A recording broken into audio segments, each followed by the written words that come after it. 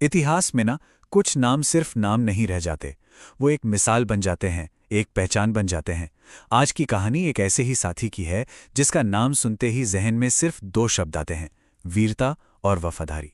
श्याम नारायण पांडे की ये लाइनें ये सिर्फ कविता नहीं है, ये चेतक की रूह को, उसकी उस बेमिसाल रफ्तार को आवाज देती हैं।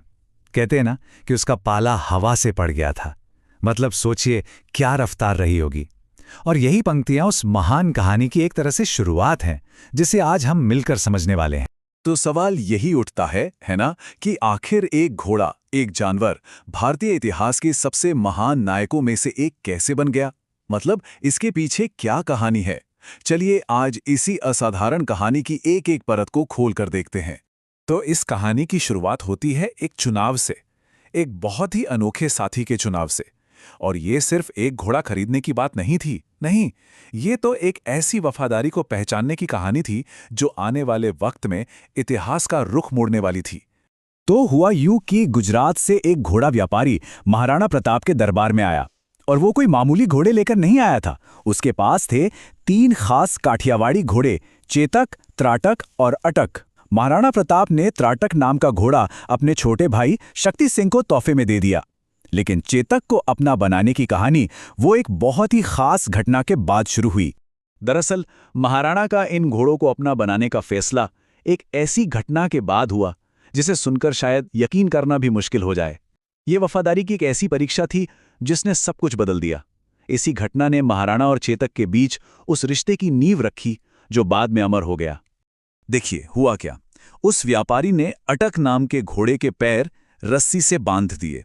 फिर वो थोड़ी दूर गया और ऐसे चिल्लाने लगा जैसे वो किसी बड़ी मुसीबत में हो। अब अपने मालिक की वो दर्द भरी आवाज सुनकर अटक बेचैन हो गया। उसने रस्सियां तोड़ने के लिए इतनी जोर से जमीन पर पैर पटके, इतना संघर्ष किया कि उसके पैर कट गए और अपने मालिक तक पहुंचने की उस जिद में ही उसने दम तोड़ दिया। सोचिए जरा, अपनी आंखों के सामने वफादारी का ऐसा मंजर। महाराणा प्रताप तो हैरान रह गए। ये सिर्फ एक जानवर की अपने मालिक के लिए भक्ति नहीं थी, ये तो बलिदान की इंतहा थी। बस उन्होंने उसी पल फैसला किया और बाकी बचे दोनों घोड़ों, चेतक और त्राटक, को खरीद लिया। और यहीं से उस असाधारण रिश्ते की शुरुआत हुई। अब कहानी आगे बढ़ती है और पहुंचती है इतिहास के उस मैदान में जहां चेतक का नाम हमेशा हमेशा के लिए अमर हो गया। हम बात कर रहे हैं हल्दी घाटी के युद्ध की। हल्दी घाटी का युद्ध ये कोई बराबरी की लड़ाई थी ही नहीं। जरा अंदाजा लगाइए, एक तरफ महाराणा प्रताप के करीब 20,000 सैनिक और दूसरी तरफ थी अकबर की विशाल मुगल सेना, लगभग 1 लाख सैनिक और साथ में ताकतवर हाथी। मतलब मेवाड़ की सेना के सामने एक पहाड़ जैसी चुनौती थी। अब इतनी बड़ी सेना का सामना करने के लिए महाराणा प्रताप ने एक बहुत ही कमाल की तरकीब निकाली। यहाँ चेतक सिर्फ एक घोड़ा नहीं था, वो एक तरह का मनोवैज्ञानिक हथियार बन गया था। उसके सिर पर हाथी की एक नकली सूंड लगा दी गई थी। अब सोचिए इससे हुआ क्या? दुश्मन के हाथियों को लगता कि ये तो हाथी का कोई बच्चा है, तो वो उस पर हमला नहीं करते थे। और दुश्मन के सैनिक, वो तो और भी ज्यादा हैरान थे कि भाई ये कैसा हाथी है जो हवा से बातें कर रहा है। और चेतक की ताकत, उसकी तो बात ही क्या करें। जरा इस वजन पर गौर कीजिए। महाराणा प्रताप खुद करीब 110 किलो के थे, उनका भाला 81 किलो का, कवच 72 किलो का और 2 तलवारें मिलाकर 50 किलो, कुल मिलाकर करीब करीब 313 किलो। इतना वजन अपनी पीठ पर लेकर वो घोड़ा उस जंग के मैदान में बिजली की तरह दौड़ रहा था। वो सिर्फ एक घोड़ा नहीं था, वो तो चलती फिरती एक अदम्य शक्ति थी। लड़ाई अब अपने सबसे घमासान दौर में पहुंच चुकी थी। और अब कहानी उस पल की तरफ बढ़ रही है जहां चेतक ने वो कर दिखाया जिसे आज तक याद किया जाता है, उसका सबसे बड़ा, सबसे साहसी कारनामा। चेतक सीधा दुश्मन की फौजों को चीरता हुआ मुगल सेनापति मान सिंह के हाथी की तरफ दौड़ा। और फिर जो हुआ वो किसी ने सोचा भी नहीं था। चेतक अपने पिछले पैरों पर खड़ा हो गया और उसने अपने अगले दोनों पैर सीधे हाथी के माथे पर टिका दिए। इसी मौके का फायदा उठाकर महाराणा प्रताप ने अपना भाला फेंका। मान सिंह तो झुककर बच गया, लेकिन उसका महावत मारा गया। पर जैसे ही चेतक नीचे उतरा, हाथी की सूंड में छिपी एक तलवार ने उसका एक पैर बुरी तरह से जख्मी कर दिया। अब हालात बहुत बिगड़ चुके थे। महाराणा दुश्मनों के बीच घिरे हुए थे और उनका सबसे भरोसेमंद साथी चेतक बुरी तरह घायल था।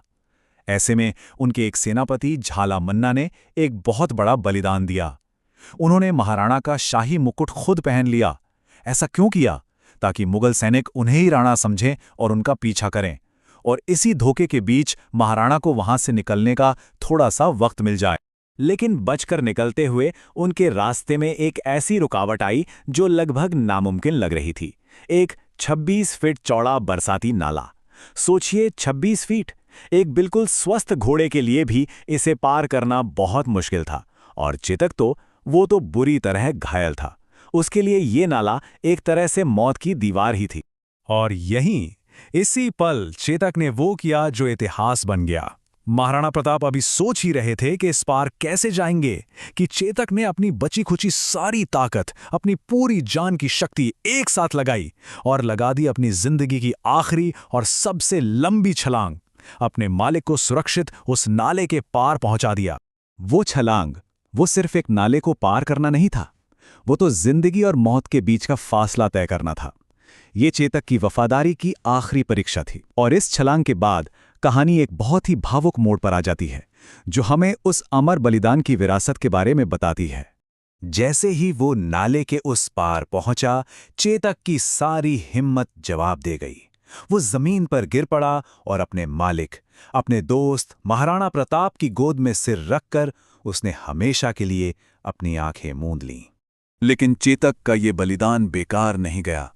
ये सिर्फ एक घोड़े की मौत नहीं थी, बल्कि ये दो बिछड़े हुए भाइयों के मिलाप की वजह भी बनी। कहते हैं कि अपने घोड़े के इस त्याग को देखकर महाराणा के भाई शक्ति सिंह का दिल पिघल गया।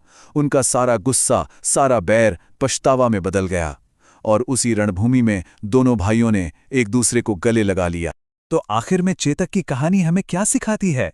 यही कि सच्ची वफादारी और सच्चे बलिदान की कोई कीमत, कोई सीमा नहीं होती। ये कहानी सिर्फ एक बहादुर घोड़े की नहीं है, ये तो दोस्ती, साहस और उस त्याग की कहानी है जो हमेशा हमेशा के लिए अमर हो गई।